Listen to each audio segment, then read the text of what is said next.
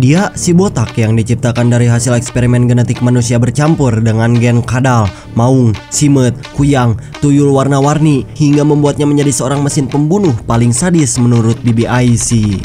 Human beings without emotion or fear or remorse. Banyak penonton yang berpendapat bahwa ceritanya membingungkan, karakternya mengecewakan, dan alur ceritanya susah untuk dimengerti. Tetapi film satu ini memiliki energi kekerasan besar dan menjadi salah satu film yang paling beradrenalin. Dan seperti apa kisahnya, kita langsung ke alur ceritanya.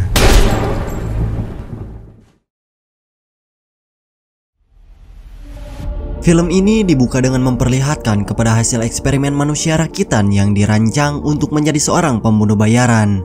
Dan maksud dari eksperimen tersebut adalah menciptakan para manusia yang tidak memiliki rasa sieun, nafsu emam, dan emosi seperti manusia konvensional pada umumnya. Dan proyek ini dikembangkan oleh seorang ilmuwan jenius bernama Aaron Levenko. Dan menurut Tribun Solo, hanya orang tersebutlah yang bisa menciptakan DNA langka untuk merancang mesin pembunuh. Seiring berjalannya waktu, banyak pihak-pihak pemerintah yang menyalahgunakan jasa membunuh demi kepentingan pribadi.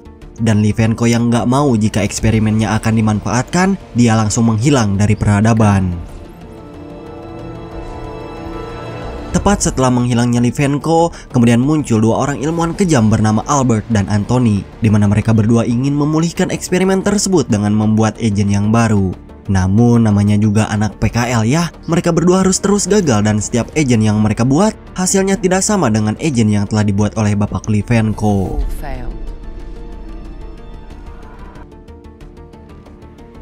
Kemudian di suatu hari mereka mendapatkan titik terang atas munculnya seorang wanita bernama Katya Vendes, dan perempuan tersebut adalah anak dari Levenko. Hingga di sana Albert langsung memerintahkan semua anak buahnya untuk mencari dan melacak informasi tentang lokasi di mana Katya sekarang. Namun setelah lokasinya ditemukan, tiba-tiba muncul orang tak dikenal mulai meretas laboratorium, yang mana orang tersebut adalah seorang agen pembunuh bernama Agent 47. Sehingga mereka langsung pergi dari tempat tersebut. Namun baru saja mereka keluar dari markas, tiba-tiba sebuah ledakan bom menghancurkan beberapa mobil. Dan kejadian itu pun bersamaan dengan sniper otomatis menembak si akang supir. Sementara Albert yang berhasil masuk ke dalam bunker, dia langsung dibuat geleng-geleng setelah melihat Agent 47 yang telah berhasil menyusup masuk membunuh semua pengawal pribadinya. Pada saat itu kemudian Agent 47 menjelaskan bahwa kedatangannya saat ini adalah untuk menghentikan Albert yang ingin menjalani kembali penelitian para agen, dan juga mempertanyakan tentang Katya yang telah berhasil dilacak oleh mereka. Karena mendapatkan ancaman dari seorang pembunuh, kemudian Albert langsung memberitahu tentang lokasi Katya yang berada di kota Berlin. Dan setelah berhasil mendapatkan informasi tersebut, push, meledak. Berhasil membunuh si bongsang Albert, tiba-tiba mulai terdengar sebuah alarm peringatan yang membuat semua penjaga langsung datang ke tempat tersebut. Sehingga terjadilah aksi bebedilan di tempat itu. Namun layaknya seorang kriminal, Agent 47 berhasil membunuh mereka satu persatu. Hingga akhirnya bergegas meninggalkan markas dan mulai melanjutkan pencarian Katya menuju Berlin. Singkat carios, film berpindah di kota Berlin, di mana kita akan diperlihatkan kepada seorang perempuan yang sedang sibuk mencari informasi sang ayah. Dan yang paling di luar Naila adalah perempuan tersebut hanya memiliki sebuah foto lama dan juga berkas-berkas yang sengaja dikumpulkan, tanpa mengetahui alamat yang jelas di mana tempat si ayah tinggal. Ternyata perempuan tersebut tak lain adalah Katya yang sudah ditinggal pergi oleh sang ayah tanpa memberikan uang sepeser pun untuk bertahan hidup. Dan alasan si babe membuang Katya di jalanan yaitu untuk menghindar dari kejaran pihak pemerintah yang ingin memanfaatkan hasil eksperimen tersebut. Setelah pulang dari pembuatan paspor, di sana Katya mulai berjalan ke arah di mana ia menginap. Namun di saat dalam perjalanan, dia mulai melihat sebuah gambaran masa depan tentang perlakuan kasar dari seorang suami terhadap istrinya sendiri. Yang terkuaklah jika Katya memiliki indera keenam layaknya seperti Roy Kiyoshi. Dan si ayah sengaja melakukan eksperimen tersebut agar dirinya aman dari segala ancaman. Namun sampai saat ini, Katia belum sadar jika dirinya memiliki ilmu gaib dan menyangka jika gambaran itu hanyalah halusinasi atau kejadian di masa lalu. Di sisi lain, Agent 47 sampai di kota Berlin dan mulai melacak Katia dengan memakai laptop. Hingga setelah dilakukan beberapa scan wajah, akhirnya lokasi Katia berhasil ditemukan. Yang tanpa menunggu lama, Agent 47 langsung bergegas pergi ke lokasi di mana Katia tinggal sebelum agent lain datang dan menculiknya. Namun sebelum sampai di tempat tujuan, Katia yang memiliki kemampuan melihat masa depan langsung bergegas pergi dari tempat tersebut dengan pergi ke arah stasiun kereta api, dan rencananya dia akan menemui sang ayah yang berada di kota Singapura. Karena sebelum dia pergi, Katia sudah mengetahui di mana si ayah tinggal.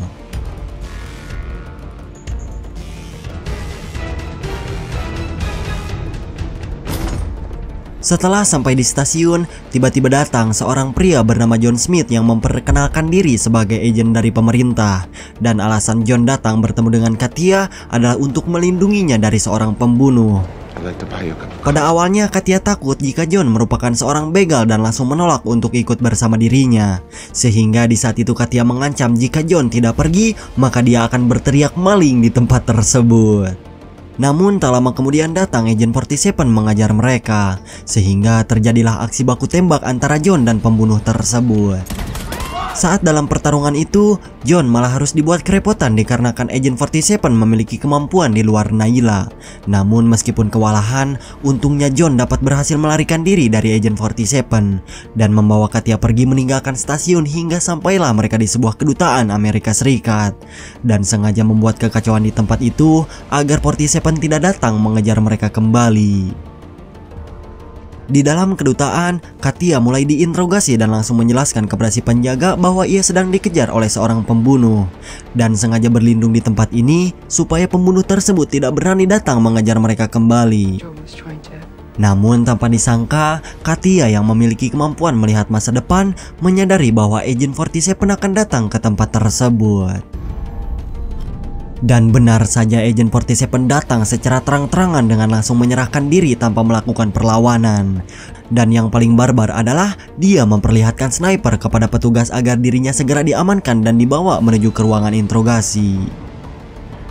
Tepat setelah dibawa masuk ke ruangan interogasi, di sana kepala kedutaan yang bernama Asur mulai mempertanyakan tentang senjata dan tujuan dari Agent 47. Namun bukannya mendapatkan jawaban, Agent 47 malah sengaja mempermainkan si Asur supaya dirinya marah. Karena jika emosinya sudah terpancing, Asur akan menembak ke arah Agent 47. Dan inilah yang terjadi. Di sisi lain, John yang mengetahui jika di ruangan sebelah terjadi kekacauan, dia mulai bergegas kabur dari ruangan interogasi dan lanjut menyelamatkan Katia sebelum Agent 47 datang membunuhnya. Sementara untuk Agent 47, dia juga telah berhasil kabur dari ruangan interogasi dan mulai menyamar sebagai petugas untuk mengecoh agar dirinya bisa leluasa menangkap dan membunuh kedua orang tersebut. Namun, John yang berhasil membajak salah satu mobil pihak kepolisian, akhirnya mereka dapat berhasil kabur dari gedung kedutaan. Akan tetapi, Katia harus tertembak tepat di bagian lengan kanannya. Singkat carios, mereka berdua selamat dari kejaran si agent dan mulai berdiam diri di salah satu hotel Oyo. Namun, John mulai bercerita tentang sosok ayah Katia yang merupakan seorang ilmuwan jenius yang mana beliau telah menciptakan eksperimen manusia rakitan serta mesin pembunuh yang sangat sadis. Dan Agent 47 adalah hasil uji coba paling sempurna sampai saat ini. Kemudian di sana John menambahkan jika si ayah sengaja telah merubah Katia menjadi seorang manusia hasil eksperimen, yang hal itu dilakukan agar anaknya terhindar dari seseorang yang akan berniat jahat pada dirinya. Dan juga si ayah melang jika pemerintah menemukan persembunyian Katia, maka dia akan dijadikan kelinci percobaan oleh ilmuwan-ilmuwan bejat. Sehingga untuk menyelesaikan permasalahan di sana John memaksa agar Katia memberitahu di mana sang ayah sekarang tinggal. Dan sebelum Katia menjawab pertanyaan tersebut, muncul sebotak brutal yang langsung menembak John dan juga membawa Katia pergi menuju suatu tempat. Singkat cerita, setelah kembali sadar di sana Katia sudah dalam keadaan terikat di sebuah kursi, dan di saat itu Agent 47 menceritakan bahwa ia tidak bermaksud untuk membunuh dan membuat Katia celaka. Akan tetapi tugasnya saat ini menjaga Katia dari si bongsang John Smith karena diketahui jika John adalah seseorang yang sangat jahat. Dan terkuaklah jika John adalah anak buah dari Anthony yang ingin memanfaatkan Katya untuk mencari keberadaan Livenko. Bahkan saat masih kecil, si botak melihat langsung anak buah dari Anthony yang membunuh ibu dari Katya dikarenakan sang ayah memutuskan berhenti untuk membuat manusia ciptaan. Setelah menceritakan fakta tersebut, di sana ia akan menguji Katya apakah wanita tersebut memiliki ilmu rawa rontek, sehingga Agent 47 mulai menyalakan mesin pesawat dan meninggalkan Katya di tempat itu sendirian. Singkat cerita, setelah berhasil, mereka akan pergi meninggalkan gedung. Namun mereka berdua tiba-tiba malah dikepung oleh anak buah Anthony. Namun Katya yang sedikit bisa menggunakan kemampuan melihat masa depan mulai membaca keadaan dan langsung mengeksekusi mereka satu persatu. Di saat baku hantam itulah, tiba-tiba John yang sebelumnya ditembak oleh si botak, dia kembali bangkit dan sekarang kemampuannya lebih kuat. Yang mana John ternyata merupakan salah satu hasil percobaan Anthony yang di dalam tubuhnya terdapat cairan titanium. Maka bisa diartikan jika John telah kebal terhadap apapun.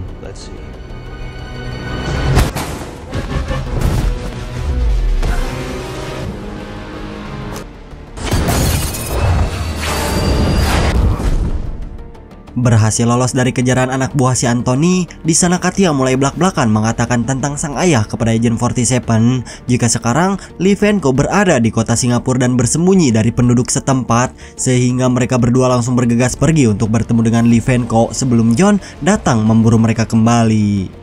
Sisi lain terlihat John yang kembali ke tempat kediaman Katya, di mana ia langsung mencari tahu tentang informasi Livenko dari berkas-berkas yang sebelumnya ketinggalan.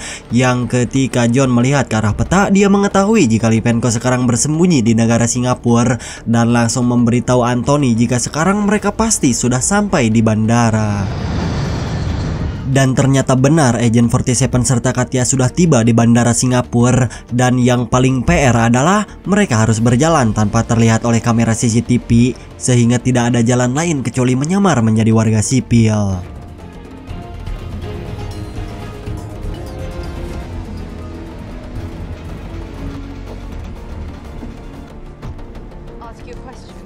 Singkat cerita, kemudian mereka sampai di hotel untuk beristirahat sejenak karena selama seharian penuh mereka harus berhadapan dengan manusia-manusia Luknut, anak buah si bongsang Anthony. Yang di saat bersamaan, kemudian Katya mempertanyakan apakah saat masih kecil 47 sering berdiam diri di sebuah kardus kecil karena di belakang kepalanya tertera sebuah barcode yang entah maksud serta tujuannya apa. Kemudian di sana dia menjelaskan jika barcode tersebut merupakan pertanda jika dirinya seorang agen yang telah diberi tugas untuk menyelesaikan sebuah misi. Namun tanpa mereka sadari, ternyata Katya sudah terlacak oleh anak buah si Anthony saat akan naik ke dalam mobil, sehingga mereka mendapatkan serangan dan berhasil melarikan diri.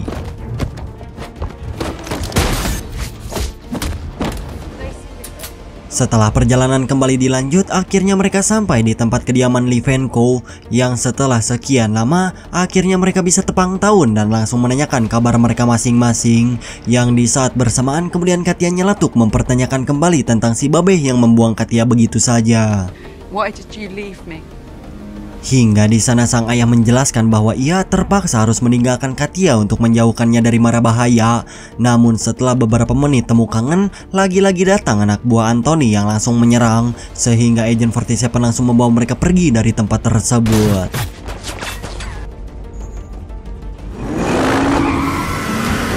Saat ucing-ucingan berlangsung, John dan anak buahnya terus mengejar dan mulai mencoba menghentikan mobil yang dikendarai oleh Agent 47. Yang setelah keluar dari gedung, mereka langsung menembakkan tali baja yang membuat mobil tersebut tidak bisa bergerak. Sadar jika diam hanyalah mengantarkan nyawa, si botak langsung keluar dengan 2 pucuk pistol andalan dan langsung membantai mereka satu persatu. Saat adu tembak berlangsung, terlihat Katya dan si ayah yang mencoba melarikan diri dari tempat tersebut. Yang di saat bersamaan, sang ayah malah harus tertembak di bagian kakinya yang membuat ia tidak bisa berjalan, bahkan ngesot pun tidak mampu, sehingga Agent 47 meninggalkan Livenko di tempat itu sendirian.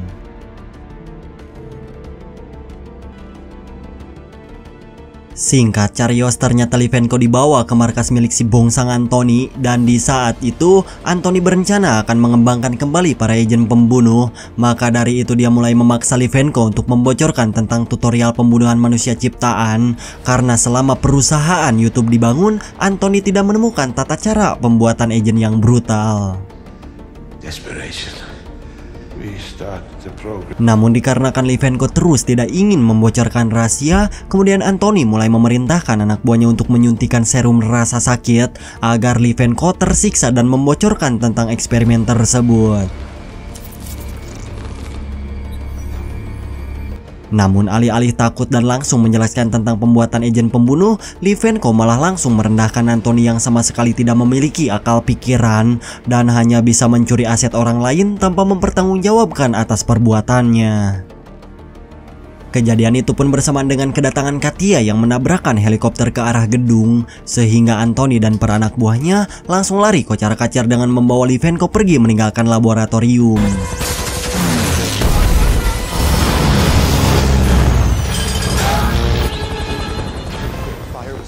Sementara Agent 47 yang sudah berhasil menyusup masuk ke dalam gedung, dia mulai mengacak-ngacak tempat itu.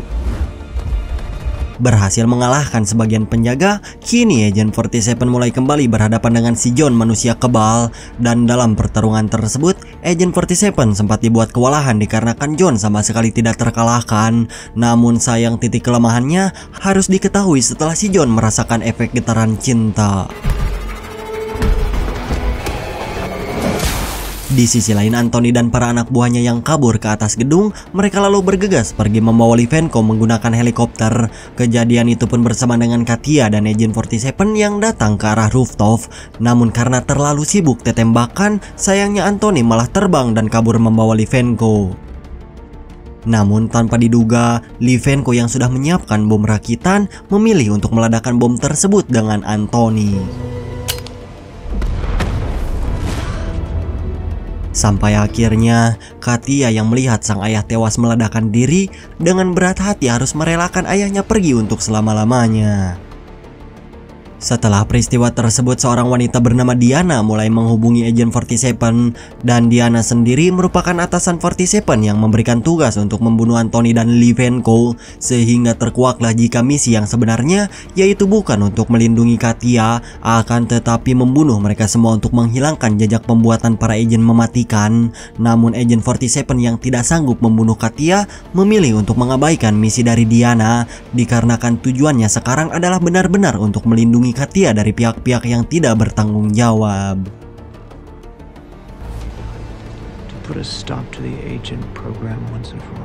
Sehingga di akhir film, dikarenakan Agent 47 membangkang dari misi tersebut, Diana mulai mengirim Agent 48 untuk membunuh mereka berdua. Tamat ending yang sangat-sangat membedulkan. Terima kasih buat teman-teman yang sudah menonton film ini sampai selesai. Ya beginilah channel ala kadarnya ya, editing sagawaya, upload gurung wusu. Ya saya harap kalian bisa menikmatilah ya. Kalaupun masih banyak kekurangan, mohon maaf karena channel ini baru banget dibangun kemarin sore. Sama itu juga perkataan, kalau ada perkataan yang kurang berkenan saya minta maaf. Terus teman-teman yang di rumah juga bisa langsung kirim kritik serta sarannya ke akun email kami, dan semakin banyak saran dari kalian semakin baik juga buat saya serta tim kedepannya. Sekian saja ya dari Bang Ura, mohon maaf atas segala ucapan yang kurang berkenan. Semoga di hari ini kita semua dilancarkan segala urusannya, dan semoga apa yang kita harapkan terwujud, entah esok, lusa, ataupun lebaran. Saya pamit, jangan lupa pola makan diatur, jangan mamsimet apalagi bancet, nggak baik. Oke, wassalamualaikum.